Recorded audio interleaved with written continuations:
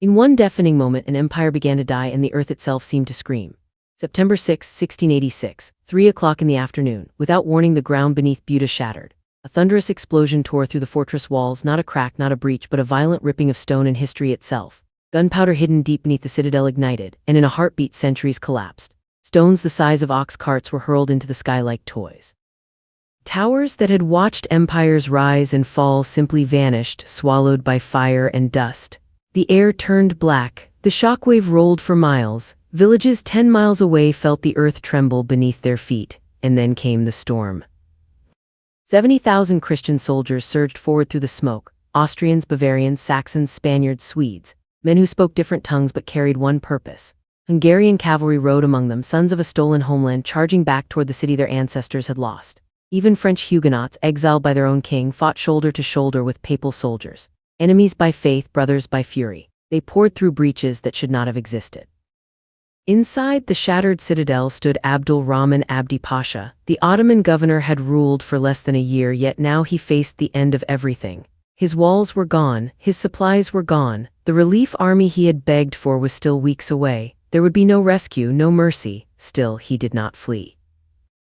Old, exhausted, and surrounded by ruin, he drew his sword. Around him gathered the Janissaries, once the most feared warriors on earth. For centuries, their name alone had frozen Europe in terror. They had broken empire. They had stormed Constantinople itself. They had carried the crescent across continents. Now they had nothing left but steel in their hands and death in their eyes. When the final charge came, it was not a battle. It was annihilation. Men fought until blades shattered. When weapons failed, fists flew. When arms failed, bodies were hurled forward. Smoke choked the air. Blood soaked the stones. History was being written not with ink but with bodies. And in those final hours, as the last defenders fell, the age of Ottoman dominance in Europe bled out beneath the ruined walls of Buda. Abdurrahman Abdi fell somewhere in the chaos. No ceremony, no final stand recorded in song, just another body swallowed by smoke and screaming steel. The commander of Buda, the man who had ruled the city, was cut down by soldiers who never even knew who he was. When the killing finally stopped, no one could find his body. It vanished among thousands of others, lost beneath shattered stone and broken armor. Of the 10,000 Ottoman defenders who had manned the walls when the siege began, fewer than 300 survived to surrender. The rest died exactly where they stood. By nightfall, the crescent moon that had flown over Buda for 145 years was ripped from its towers. In its place, the cross was raised, not in triumph, but in ruin. The city below had become a grave. What followed was not victory, it was slaughter. Christian soldiers, broken by months of hunger and rage, turned on everything that still breathed. Ottoman soldiers who laid down their weapons were butchered where they knelt. Civilians, Turkish, Jewish, Greek, were cut down without distinction. Women, children, the old, the sick. The great mosque, once a symbol of imperial power, burned until its stones cracked. Libraries holding centuries of knowledge were reduced to ash. The famous thermal baths, marvels of Ottoman engineering, became execution grounds where blood ran through the water channels. Buda, the prize both sides had bled for, was destroyed in the moment it was won. By the end of the siege, more than 30,000 people were dead. And yet this catastrophe was not the beginning, it was the ending, an ending nearly 160 years in the making. To understand how an empire that terrified Europe for generations could collapse in just 78 days, we must go back, far back, to the wound that never healed, to the moment when the balance of power shifted forever, to the rise of a young sultan whose ambition would change the fate of a continent. His name was Suleiman the Magnificent. In 1520, he took the Ottoman throne at just 25 years old, brilliant, calculating. Convinced that destiny itself had chosen him. To Suleiman, Hungary was not a neighbor, it was an obstacle. 6 years later, in 1526, he marched north with more than 100,000 men. Hungary was not ready. Its king, Louis II, was young and isolated. His kingdom was fractured by internal rivalries. His treasury was empty. His allies sent prayers instead of armies. Still, he marched to meet the Ottomans with barely 25,000 men. It was never going to be enough. The two armies met near the town of Mohacs on a flat plain beside the Danube. The battle lasted less than 2 hours. Hungarian cavalry charged, hoping for a miracle. Instead, they smashed headlong into the Janissaries, the same elite soldiers who would die centuries later at Buda. Ottoman cannons thundered, cavalry swept the flanks.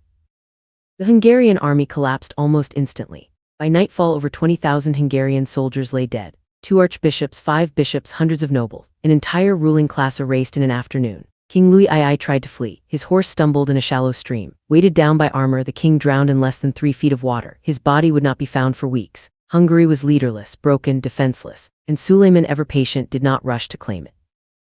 He withdrew not because he had failed, but because he understood something far more dangerous. Empires do not fall only by conquest, they fall when they are left to tear themselves apart, and that is exactly what Hungary would do. Ferdinand of Habsburg held the western lands of Hungary, backed by the immense power of the Holy Roman Empire. Across the fractured kingdom stood his rival John Zápolya, a Hungarian nobleman with deep support among the local lords and nobles. Zápolya hated the Habsburgs. To him, Ferdinand was not a savior but a foreign occupier waiting to turn Hungary into an Austrian province. And so in desperation, Zápolya made a choice that would seal his country's fate forever. He turned to the Ottomans. Suleiman the Magnificent saw his opportunity immediately. He did not need to conquer Hungary by force. He only needed to place it gently in his grasp. He declared himself Zápolya's protector, his ally against Habsburg aggression. In return, Zápolya acknowledged Ottoman supremacy and agreed to pay tribute to Constantinople. Hungary was not conquered by fire and sword, it was absorbed. For 15 years the arrangement held. Zápolya ruled in name, Suleiman ruled in truth. Hungary became a buffer state, a political illusion masking Ottoman dominance. Then in 1540 Zápolya died. His heir was an infant, a baby barely 2 weeks old. The crown passed to a child who could not speak, much less rule. His mother, Queen Isabella, became regent, clinging desperately to her son's fragile claim while Habsburg forces circled like wolves. Once again, Suleiman moved. In 1541 he marched into Hungary not as a conqueror but as a protector. He announced that he would personally visit Buda to safeguard the infant king from his enemies. With no army of her own and nowhere else to turn, Isabella opened the gates. On August 29, exactly 15 years after the Battle of Mohacs, Suleiman entered Buda peacefully. No battle, no siege, no bloodshed. He cradled the infant king in his arms. He praised the child. He promised protection, and then he never left. Ottoman troops quietly occupied the city. Guards took their posts, banners were raised, the palace became a garrison. Isabella and her son were politely escorted out of the capital and sent to rule a small, powerless territory in Transylvania. When she protested, Suleiman's answer was calm and final. Buda was now under Ottoman protection. The city had fallen not through war but through patience, manipulation, and perfect timing. The crescent moon rose above Buda for the first time. It would remain there for 145 years. The transformation was swift. The Great Matthias Church, once the symbol of Hungarian kingship, became the Büyük Cami, the Great Mosque. Frescoes were whitewashed. Altars were torn down. The sound of church bells vanished, replaced by the call to prayer echoing across the Danube. The royal palace was stripped of its treasures. Gold and relics were shipped to Constantinople. What remained was converted into barracks and arsenals. Buda became the capital of an Ottoman province, the Eyalet of Budin. An Ottoman pasha ruled with absolute authority. Turkish became the language of administration. Islamic law replaced centuries of Hungarian custom. The population faced an impossible choice: stay and submit, or flee and lose everything. Many chose exile. Nobles packed what they could carry and fled westward into Habsburg lands, Vienna, Pressburg, and beyond. They carried with them not only their belongings but the memory of a kingdom that no longer existed. Hungary had not fallen in a single moment of fire and blood. It had been dismantled, patiently, deliberately, and forever changed. Those who fled carried their grief across borders. They raised their children speaking Hungarian, whispering stories of a lost homeland. They taught them to ride, to fight, to remember. Every generation grew up believing that one day they would return. Those who stayed adapted. Some converted to Islam, not always from faith but from survival. Conversion meant access to power, to trade, to protection. Others remained quietly Christian, praying behind closed doors, paying their taxes, keeping their heads low. Faith became something private, hidden behind stone walls and whispered prayers. Buda changed its face. New people arrived to replace those who had fled. Turks came as administrators and soldiers. Greek merchants opened shops along the river. Jewish families, expelled from Spain and Portugal, found in Ottoman lands a rare measure of tolerance. Armenians, Serbs, and Slavs followed. Languages mixed, cultures blended. Buda became something new, neither fully European nor fully Eastern. It became a frontier city. Trade flowed steadily along the Danube.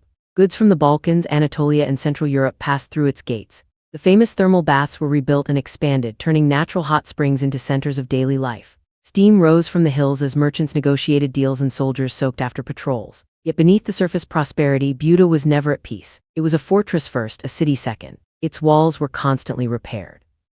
Its garrison always maintained at full strength. Every governor understood the same truth: Hungary had not forgotten and the Habsburgs had never forgiven. For 145 years, the Ottomans held the line. Every Christian army that came for Buda was turned back. Siege after siege failed. Assault after assault broke against its defenses.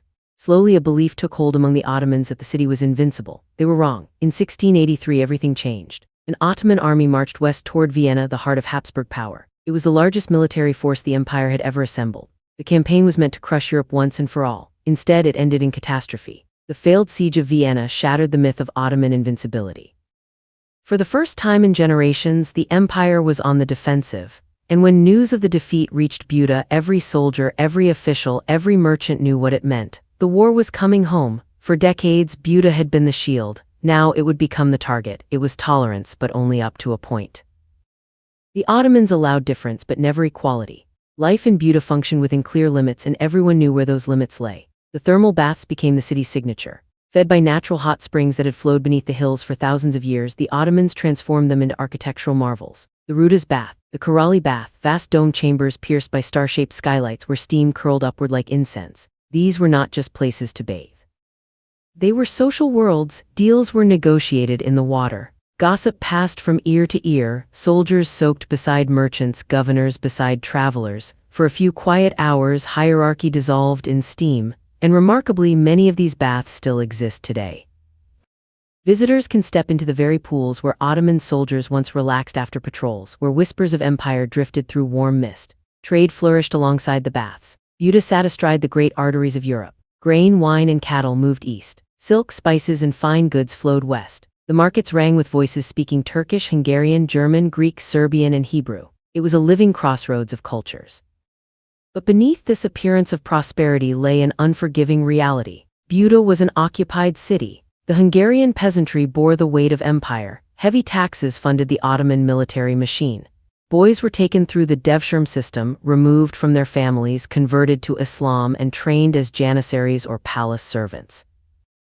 Some rose to great power. Most never saw their homes again. Hungarian nobles who once ruled these lands now lived in exile, scattered across Habsburg territories. From Vienna and beyond, they plotted endlessly, dreaming of return. And the Habsburgs never forgot. Between 1541 and 1686, Christian armies launched repeated attempts to reclaim Buda. Each one failed. In 1542, barely a year after the city fell, a Habsburg force marched on its walls.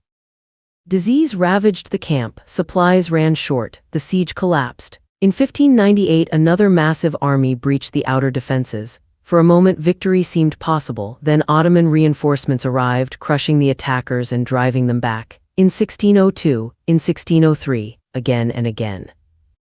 Each time the pattern repeated, cannons roared, walls cracked, hope flared, and then died. Winter came, sickness spread, morale broke, and every failure strengthened the myth. Buda was unbreakable. The Ottomans learned from every assault. They thickened the walls, refined their defenses, strengthened their garrison. Janissaries trained relentlessly. The pashas governing the city knew that time was their greatest ally. If they could simply endure, Europe would give up. By the late 17th century, a grim acceptance had settled over the continent. Ottoman Hungary seemed permanent. The frontier between Islam and Christendom appeared fixed forever, but history was gathering its breath, and in 1683 everything would change. Some in Vienna began to whisper what no one had dared say aloud before. Maybe the loss of Hungary was permanent. Maybe the Ottoman presence in Europe was not a temporary wound but a new reality. But the Ottomans made a fatal mistake. They grew ambitious. Holding Hungary was no longer enough. They wanted more. They wanted Vienna itself, the heart of Habsburg power, the gateway to Central Europe. While emperors and sultans maneuvered across maps, another story unfolded quietly in the shadows. For generations, Hungarian exiles had lived scattered across Habsburg lands. Their grandfathers had fled Mohawks. Their fathers had been born in exile, speaking Hungarian at home and German in the streets. They grew up hearing stories of lost estates, fallen castles, and a homeland taken by force. They had never forgotten. They trained relentlessly. They became some of the finest light cavalry in Europe, masters of reconnaissance, ambush, and lightning-fast strikes. They learned every mountain pass, every river crossing, every road that led back toward Buda. They waited. When news arrived in 1683 that the Ottoman Grand Vizier Kara Mustafa Pasha was marching on Vienna with a massive army, these exiles understood instantly what was at stake. This was not just another campaign. This was the moment that would decide everything. If Vienna fell, there would be no more Christian Europe to reclaim Hungary. The Ottomans would push westward without resistance. The dream of return would die forever. But if Vienna held, if the Ottomans could be stopped, then the impossible might become possible. For the first time in generations, the road back to Buda might open. As the Ottoman host encircled Vienna, its scale stunned Europe. Hundreds of thousands of soldiers camped in disciplined lines, artillery positioned to shatter walls that had stood for centuries. At the head of this force stood Kara Mustafa Pasha, the most powerful man in the empire after the Sultan himself. Ambitious, confident. Certain of victory, he believed Vienna would fall as Constantinople once had. He believed history was on his side, but history was about to turn, and when it did, the fate of empires would shift forever. Kara Mustafa Pasha wanted glory. He wanted to be remembered as the man who broke Christendom, who shattered the gates of Vienna and opened the road to Rome itself. In his mind, this was destiny. If Vienna fell, the Holy Roman Empire would collapse like a house of cards. The Pope would be defenseless. Europe would kneel. That belief drove everything he did. In 1682, he convinced Sultan Mehmed IV to authorize the campaign. The Sultan, more interested in hunting than governing, gave his approval without hesitation. Orders were sent across the empire. From Anatolia to the Balkans, troops assembled. Supplies were gathered, roads filled with marching columns. By the spring of 1683, the largest Ottoman army in generations was on the move.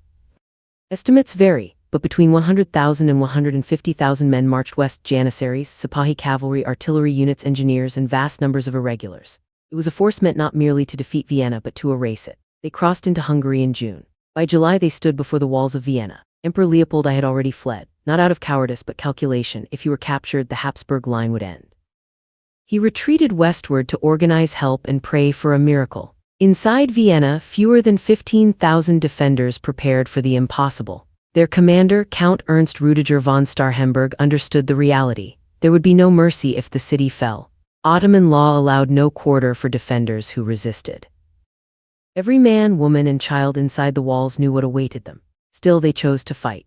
On July 14, 1683, the siege began. Ottoman artillery opened fire day and night. Cannonballs smashed towers and ramparts. Buildings collapsed. Fires raged through crowded streets. Smoke darkened the sky until the sun appeared red even at midday. But the greatest danger came from beneath the ground. Ottoman engineers tunneled toward the walls, packing the shafts with explosives. The defenders dug countertunnels, listening with their ears pressed to the earth. When they heard scraping, they rushed to intercept. Underground battles erupted in complete darkness. Men fought with knives, fists, and shovels in suffocating tunnels barely wide enough to crawl. One wrong move meant being buried alive as a charge exploded overhead. Above ground, conditions grew desperate. Food ran out, horses were slaughtered, then dogs, then cats. Finally, rats. Disease spread through the packed city. Wounds festered, morale wavered, yet the walls still held. Day after day, Vienna endured. And far beyond the horizon, an army was moving, one that would decide whether Europe would fall or survive. By the end of August, Vienna was dying. The city was swollen with refugees who had fled the countryside, hoping the walls would save them. Food was gone, disease spread unchecked. The defenders were exhausted, wounded, and starving. Starhemberg himself had been injured, yet he refused to leave his post. Every night he walked the ramparts, knowing the end was near. The Ottoman mines had torn open multiple breaches. The walls could not hold much longer. Starhemberg sent one final message to Emperor Leopold. If help did not arrive within days, Vienna would fall. Beyond the city, help was coming, but slowly. Through forests and mountain passes marched an army unlike any Europe had seen in generations. At its head rode King Jan III Sobieski of Poland. He was 60 years old, heavyset, and plagued by illness, but he was also one of the greatest battlefield commanders of his age. He had fought Cossacks, he had fought Tatars, he had fought Ottomans, and he knew exactly how to defeat them. When the Pope called for aid, Sobieski answered without hesitation. He gathered the armies of Poland, Bavaria, Saxony, and other German states. By early September, more than 70,000 men stood ready. On September 11th, they reached the Kahlenberg Heights overlooking Vienna. Below them lay the Ottoman army, a vast sea of tents, banners, and campfires stretching to the horizon. It was one of the largest military camps Europe had ever seen.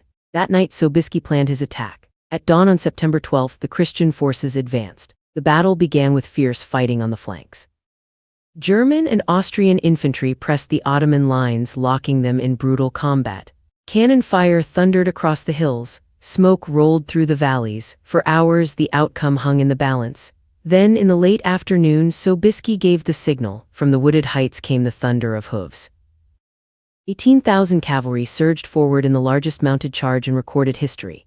At their center rode the Polish winged hussars, 3,000 elite horsemen clad in armor, with great feathered wings rising from their backs. As they descended, the wind howled through the feathers, creating a terrifying roar that echoed across the battlefield. The Ottoman lines broke. Kara Mustafa had placed his best troops facing Vienna, not the approaching relief army. When the Hussars struck, the defending units collapsed almost instantly. Panic spread like fire. Men dropped their weapons, units fled, camps were overrun, tents, artillery, treasure, all were abandoned in moments. The Ottoman army disintegrated. By nightfall, the siege was over. Vienna was saved.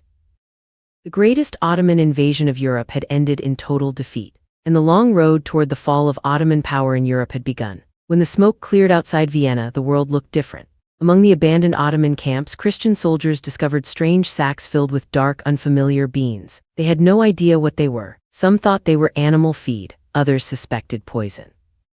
Only later would Europe learn that these were coffee beans, the first whisper of a drink that would one day fuel revolutions and empires. But for Kara Mustafa Pasha, there would be no new beginning. He fled the battlefield with what remained of his army, disgraced and defeated. In the Ottoman world, failure on that scale carried only one punishment. In December 1683, on the Sultan's orders, he was executed by strangulation with a silk cord, the traditional death reserved for disgraced high officials. Vienna was saved, and with that single victory, the unthinkable became possible. Across the courts of Europe, a new realization spread: the Ottomans could be beat, not delayed, not contained, defeated. For the first time in centuries, Christian rulers dared to believe that the tide had turned. Hungary could be reclaimed. Buda could fall. The impossible had become achievable. Within months, Pope Innocent XI moved with extraordinary speed. He had waited his entire life for this moment. Unlike many of his predecessors, he was no lavish patron or political dabbler. He was disciplined, frugal, and utterly focused on one goal: breaking Ottoman power in Europe. In 1684, under his direction, a grand alliance was formed, the Holy League. Austria, Poland, Lithuania, Venice, later Russia would join. Each brought something essential. Austria supplied manpower. Poland brought elite cavalry. Venice contributed fleets and wealth. And the papacy supplied what all wars ultimately require: money, coordination, and moral authority. For the first time since the Crusades, Europe stood united in a single cause. Their target was clear: Buda, the city that had stood unconquered for nearly a century and a half, the symbol of Ottoman power in the heart of Europe, the place where Christian defeat had hardened into humiliation. Now it was to become the battlefield upon which that humiliation would be erased. The Ottomans, confident in their walls and their history, believed Buda could never fall. They had repelled every enemy before. They had survived siege after siege. But this time the world had changed. And as the armies of the Holy League began to gather, one truth became impossible to ignore. The final reckoning was coming. The siege of 1686 would not be like the others. This time the defenders could feel it in their bones. When the Habsburg army arrived, it did not come as a probing force or a half-hearted attempt. It came with purpose, with preparation, with resolve born from decades of failure and humiliation. Charles of Lorraine had learned from every previous defeat. This time there would be no hesitation. The army that gathered before Buda in the summer of 1686 was the largest Christian force assembled in Central Europe in generations, between 65 and 75,000 men. Veteran regiments from Austria, hardened troops from Bavaria and Saxony, engineers trained in modern siegecraft, artillery crews equipped with heavy guns designed specifically to smash stone fortifications. And among them rode men who had waited their entire lives for this moment. Hungarian exiles, sons and grandsons of those driven from their homes, marched with grim determination. For them, this was not politics or strategy, it was return. Inside Buda, Abdul Rahman Abdi Pasha prepared for the storm. He had fewer than 10,000 men. Janissaries, local auxiliaries, and city militias. The walls were strong, but they were old. Supplies were limited. Relief from the Ottoman heartland was uncertain at best. Still, he resolved to fight. The siege began in June. Artillery roared day and night. The Christian guns battered the walls relentlessly, opening cracks that widened into gaping wounds. Engineers dug trenches and mines, inching closer under constant fire. The defenders answered with cannon fire, musket volleys, and brutal nighttime raids that left the ground littered with bodies. Disease spread quickly in the cramped camps outside the walls. Summer heat baked the men alive. Dysentery, fever, and exhaustion claimed thousands. But unlike in 1684, this army did not retreat. Every loss hardened their resolve. Week by week, the walls weakened. By late July, several bastions were heavily damaged. Ottoman countermines collapsed. Supplies ran dangerously low. Ammunition dwindled. The defenders fought on with desperation born of certainty. They knew no help was coming. Abdul Rahman sent urgent messages to Constantinople begging for relief. The replies grew slower, the promises emptier. The truth was unavoidable. Buda was alone. As August approached, the Christian batteries prepared for the final assault. Tunnels were packed with explosives. Scaling ladders were readied. Commanders walked the lines, speaking quietly to their men. This would be the last push. There would be no retreat. And somewhere inside the battered city, the Ottoman governor understood that he was about to become a symbol either of defiance or of the end. This siege would not be like the others. From the very beginning, it carried the weight of history and the weight of egos. When the Christian armies arrived before Buda in June of 1686, the man in overall command was Charles of Lorraine. He was 53 years old, hardened by decades of war, shaped by defeats as much as victories. He had seen empires rise and fail. He trusted patience more than courage, logistics more than glory. He knew one truth above all others: sieges were not won by bravery alone. Lorraine had learned that lesson the hard way. He had been there in 1684, watching disease tear through his camp, watching men die not in battle but in ditches and tents. He had seen how quickly an army could rot from the inside if it moved too fast. That memory haunted every decision he made. So this time he prepared obsessively. Supply lines were secured. Field hospitals were constructed before the first shot was fired. Artillery was carefully positioned. Engineers mapped the ground inch by inch. Nothing was left to chance. But not everyone shared his patience. Among the commanders was Maximilian II Emanuel, Elector of Bavaria, young, ambitious, and desperate to prove himself. He was only in his 20s, but he ruled one of the most powerful states in the empire. He had come to Buda not to wait, but to win glory. To Max Emanuel, caution looked like cowardice. He wanted swift assaults, daring attacks, a victory that would make his name echo across Europe. He had brought thousands of Bavarian troops, his own artillery, his own engineers. He expected action. The tension between the two men was immediate. Lorraine valued discipline and endurance. Max Emanuel valued boldness and momentum. Their arguments played out daily in the command tents. Lorraine warned that impatience would cost lives. Max Emanuel accused him of hesitation and fear. Each believed the other would doom the campaign, and all the while the siege continued. The walls of Buda loomed ahead, scarred but unbroken. Ottoman guns answered every bombardment. Night raids harassed the Christian lines. Cannon thundered day and night, turning the earth into mud and blood. Inside the city, Abdul Rahman Abdi Pasha prepared his defense with grim resolve. He knew relief was unlikely, but he also knew the walls had never fallen. Every day he held out increased the chance that help might come. Every day he survived brought victory closer, or so he hoped. As July turned toward August, the tension reached its breaking point. The Christian army was ready to strike. The Ottomans were preparing for the storm. And between them stood the ancient walls of Buda, scarred, battered, and waiting. The siege had become a test of endurance, patience, and will. Every day that passed tightened the noose around Buda. Every night the defenders listened as the sound of digging crept closer, the scrape of shovels, the dull thud of picks against stone, the quiet heartbeat of an army preparing to strike. The commanders knew the truth. Walls no longer fell to courage alone. They fell to artillery. The Holy League had brought with it the most powerful siege train ever assembled in Central Europe. Nearly 200 cannons, heavy bombards, culverins, mortars, dragged across mountains and rivers at staggering cost. Entire roads had been rebuilt just to move them. Oxen collapsed and died beneath their weight. Engineers labored day and night to position them correctly. This was not a demonstration. It was annihilation by mathematics. Once the batteries were in place, the bombardment began. Day after day, cannon fire pounded the walls of Buda. Stone cracked, towers shuddered. Centuries-old fortifications, once thought unbreakable, began to crumble under sustained firepower they had never been designed to withstand. Inside the city, Abdul Rahman Abdi Pasha watched the damage mount.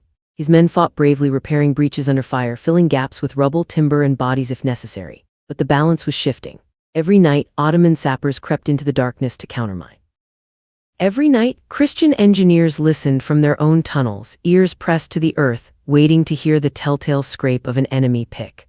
When they did, brutal underground battles followed, explosions that collapsed tunnels, buried men alive, or blasted both sides into the air. Above ground, the bombardment never ceased. Then came the assaults. Wave after wave of infantry surged forward under covering fire. Some were repelled, others gained a foothold before being thrown back. The fighting was vicious and personal, bayonets, pikes, swords, and musket butts clashing in the smoke. Casualties mounted on both sides. Yet the difference between this siege and all the others before it was simple. The attackers did not stop. They did not withdraw when losses mounted. They did not abandon their guns. They did not lose momentum. Each failed assault was followed by another, stronger one, and slowly, relentlessly, the walls began to give way. By early September, entire sections of the outer defenses lay in ruins. Ottoman artillery was running low on powder. Food supplies were nearly exhausted. Disease ravaged the garrison. Abdul Rahman Abdi knew the truth even if he refused to say it aloud. This time Buda would fall. Still, he prepared for the final defense. He gathered what remained of his soldiers. He ordered them to hold every street, every square, every doorway. He forbade any talk of surrender. If the city was to be taken, it would be taken over their dead bodies. Outside the walls, the Holy League prepared for the final assault. The men cleaned their weapons, priests moved among the ranks offering blessings, commanders studied their maps one last time. The order was coming, and when it did, the fate of Buda and of Ottoman Europe would be sealed. The fortress of Buda was not just stone and mortar. It was a living machine built for war. Centuries of engineers had shaped it layer by layer, each generation learning from the last. Thick stone ramparts followed the natural contours of the hills. Bastions overlapped their fields of fire. Slopes were angled to deflect cannonballs. Ditches, palisades, and killing zones turned every approach into a nightmare. To take Buda, an attacker would have to bleed for every meter, and Abdul Rahman Abdi knew it. From the ramparts, he watched the Christian army spread across the surrounding hills like a dark tide. Their camps multiplied, their guns were dragged into place, their trenches crept closer day by day. He counted them, he measured the distances, he calculated how long the powder would last. He understood the math of siege warfare better than most. The city's defenses were formidable but not infinite. The Ottomans had prepared as best they could. Cannon were positioned to cover every approach. Firing angles overlapped. Powder magazines were stocked and guarded. The garrison drilled constantly, rotating men between the walls and the inner defenses. Abdul Rahman knew the first weeks would decide everything. If the walls held, morale would rise. If they cracked, panic would spread like fire. The Christian artillery opened in earnest. Day and night the thunder rolled. Cannonballs slammed into stone, shaking the ground like earthquakes. Entire sections of wall crumbled. Clouds of dust rose over the city. Civilians fled deeper into the inner quarters as houses collapsed around them. The Ottomans answered with their own guns, firing until barrels glowed red. Smoke hung so thick in the air that men could barely see their own hands. Under cover of darkness, Ottoman engineers crept out to repair breaches, filling gaps with timber, earth, and debris. Every night became a race against dawn. The defenders worked until their hands bled. Inside the city, life narrowed to survival. Food was rationed. Water was carefully guarded. The wounded lay in makeshift hospitals where surgeons worked without anesthesia, sawing off limbs and praying infection would not set in. Still, morale held. The Janissaries remained disciplined. Their reputation alone steadied the militia. Songs were sung at night. Prayers were whispered. They told each other that Buda had never fallen and never would. Outside the walls, however, the attackers were learning. They mapped the weaknesses. They noted where the walls cracked fastest. They dug deeper tunnels, placed larger charges, and brought more guns forward. The siege was becoming a contest of endurance, and slowly, inexorably, the balance began to shift. By late July, the Christian batteries had torn gaping holes in the outer defenses. Several bastions were little more than piles of rubble. Each morning brought another breach to defend. Inside the city, Abdul Rahman Abdi faced the truth he had dreaded since the beginning. The walls would not hold forever. The question was no longer if they would break, it was when and at what cost. The silence lasted only seconds, then the walls exploded with fire. As the Bavarian column surged forward, Ottoman cannon erupted from hidden embrasures. Grape shot tore through the tightly packed ranks, ripping men apart in screaming arcs of blood and steel. The ground turned slick beneath their boots. The first wave faltered but did not stop. Musket fire erupted from the ramparts. Smoke poured outward in choking clouds. The defenders had waited, disciplined, patient. Now they unleashed everything. Men fell by the dozens. Officers screamed for order that could no longer be heard. The air filled with splintered wood, flying stone, and the screams of the wounded. Still, the attackers pressed on. The breach loomed ahead, a jagged slope of rubble, loose stones, broken beams, and shattered masonry. To climb it meant scrambling uphill under direct fire.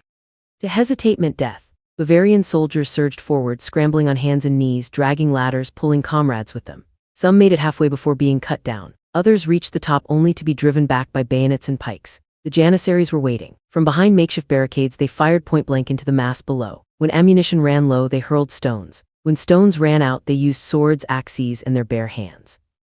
The air rang with shouts in Turkish, German, Latin, prayers and curses blending into one deafening roar. The assault ground on for hours. Again and again, Bavarian troops charged. Again and again, they were thrown back. Casualties mounted horrifically.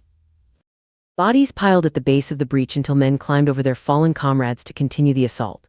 Blood ran down the slope, mixing with dust and shattered masonry. At one point, Max Emanuel himself rode forward to rally his men.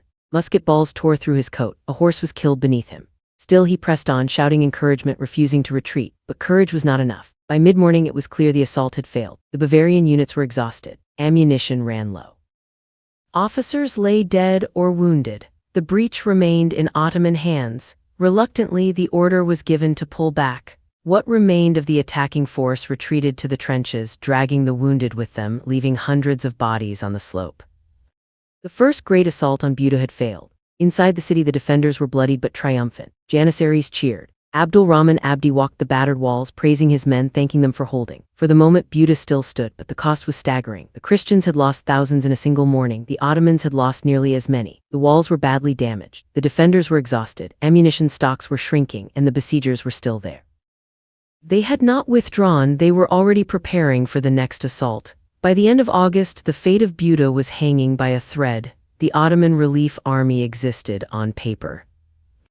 In reality, it was still scattered across provinces, delayed by bureaucracy, poor roads, and the crushing weight of its own size. Orders moved slowly. Supplies arrived late, horses starved, soldiers deserted. The empire that once moved with terrifying speed now struggled under its own weight. Inside Buda, Abdul Rahman Abdi could feel time closing in around him. Every morning he climbed the battered walls to inspect the damage. Every day the breaches were wider, the repairs grew thinner. The faces of his men grew more hollow. The garrison had fought with discipline and courage, but courage could not replace food, powder, or reinforcements.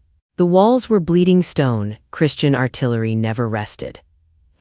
The guns fired in shifts day and night, a continuous thunder that rattled the city's bones.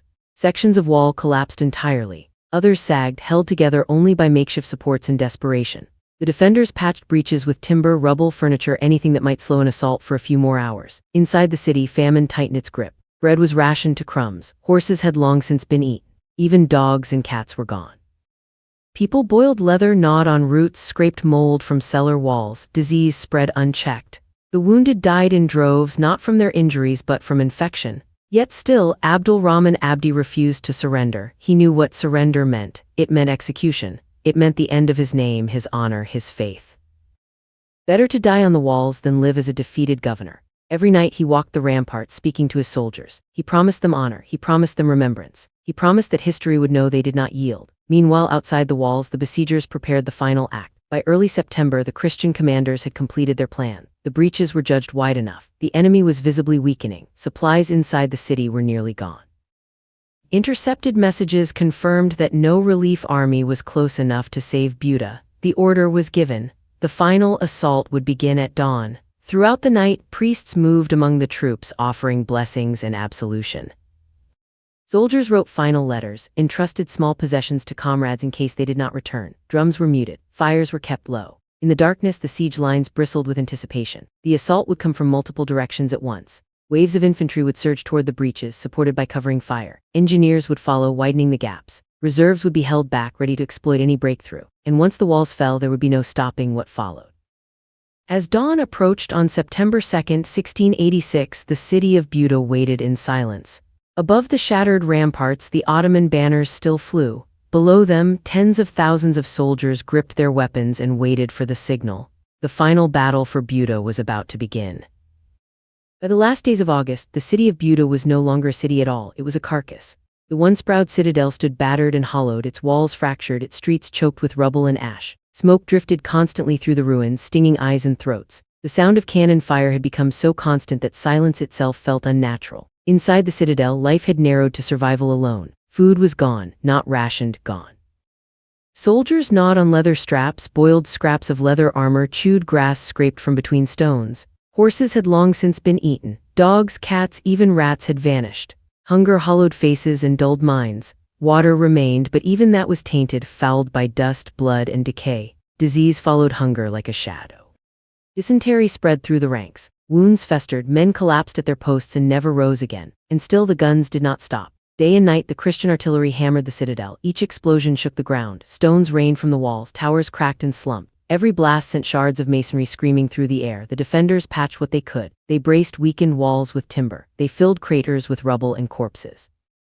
They worked until their hands bled and their strength failed. And above it all walked Abdul Rahman Abdi. He moved slowly now, exhaustion etched into his face, but his presence steadied his men. He spoke quietly, never shouting. He promised nothing except that he would not abandon them. He shared their food, their fear, and their fate. When officers urged him to retreat into the citadel's inner keep, he refused. "I will not survive my city," he said. Outside the walls, the Christian engineers made their final preparations. 3 major mines were ready. Each was packed with hundreds of barrels of powder. Each had been placed with precision beneath critical sections of the remaining fortifications. When they detonated, entire sections of the wall would vanish. The timing had to be perfect. On the night of August 31st, the sappers finished their work. Fuses were laid. The men withdrew silently through their tunnels. Above ground, the siege guns fell silent for the first time in weeks. The sudden quiet was terrifying. Inside the citadel, the defenders sensed what was coming.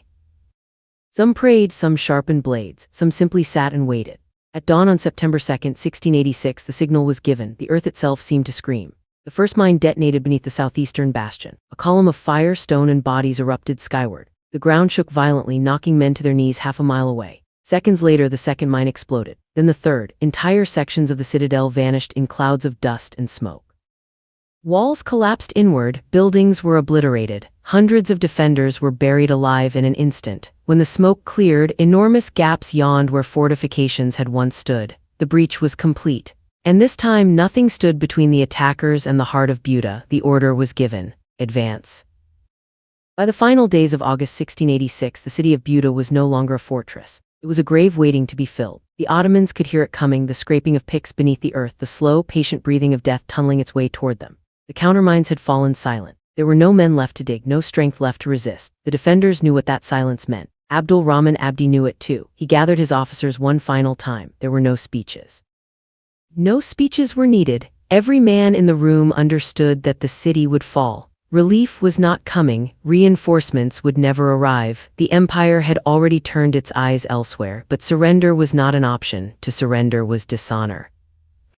To surrender was to betray every man who had already died on those walls. And so Abdi chose the only path left to him: to die where he stood. On the morning of September 2nd, 1686, the ground began to tremble. Deep beneath the earth, Christian engineers ignited the mines. The explosion was not just heard, it was felt. The earth convulsed. Towers collapsed inward. Walls that had stood for centuries disintegrated in seconds. A thunderclap tore through the city as stone, fire, and human bodies were hurled skyward. Where fortifications had stood, there was now only ruin. The breach was complete. The signal went up, trumpets blared, drums thundered. The assault began. Christian soldiers surged forward in a wave of steel and fury. They poured through the shattered walls, climbing over rubble still hot from the blast. Smoke choked the air. Screams echoed from every direction. Inside the breach, Ottoman defenders met them head-on. They fought with everything they had left. Janissaries charged with swords and daggers, firing their last shots before closing hand to hand. Some had no weapons at all and fought with stones, broken spears, bare fists. Men killed and were killed at arm's length. Blood ran down shattered stairways. The dead were trampled into the dust beneath charging boots. Abdul Rahman Abdi was there. He did not flee. He did not command from safety. He fought. A musket ball struck his shoulder. He stayed upright. A sword cut opened his arm. He switched hands and kept fighting. Witnesses later said he was still shouting orders when he fell, struck down amid the chaos. His body vanished into the mass of the dead. No grave, no marker, just another body among thousands. With his fall, resistance collapsed. The defenders broke. Some fled into the inner streets. Some dropped their weapons and begged. Some fought until they were cut down where they stood. The city fell an hour. What followed was not a battle, it was a catastrophe. The conquering army poured into the city unrestrained. Soldiers looted homes, tore apart shops, dragged civilians into the streets. Women and children were slaughtered alongside soldiers. Fires spread unchecked, consuming neighborhoods already shattered by bombardment. For 3 days, Budapest burned. By the time order was restored, the city no longer existed in any recognizable form. 80% of its buildings lay in ruins. The population had been annihilated or driven away. The great mosques were gutted or destroyed. The streets were choked with corpses. The siege was over. The war was not. The fall of Buda marked more than the end of a city. It marked the turning point of an empire. For the first time in centuries, the Ottoman advance had not merely stalled, it had been reversed. From this moment forward, the empire would retreat. The Ottomans would lose Hungary, then Transylvania, then the Balkans. Slowly, painfully, territory by territory, the map would shrink. The victory at Buda sent a message across Europe. The Ottomans could be beaten. And once that belief took hold, it never disappeared. For the victors, the city became a symbol of triumph. For the defeated, it became a wound that never healed. And for history, it became a warning. Empires do not fall in a single moment. They collapse when belief collapses first. In 1686, on the hills above the Danube, belief died. And with it, an empire began its long descent into history.